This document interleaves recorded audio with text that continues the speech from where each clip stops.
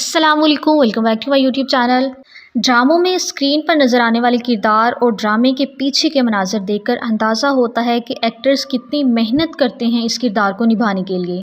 आजकल on air drama मासूम में इमरान अशरफ, जो कि एक गरीब गुलकार का रोल कर रहे हैं ड्रामा में, वो कई जगह बार बार गाना गाते हैं और हम जैसे शायकीन यही समझते रहे कि इमरान अशरफ की अपनी रियल वॉइस है, लेकिन ऐसा बिल्कुल भी नहीं है।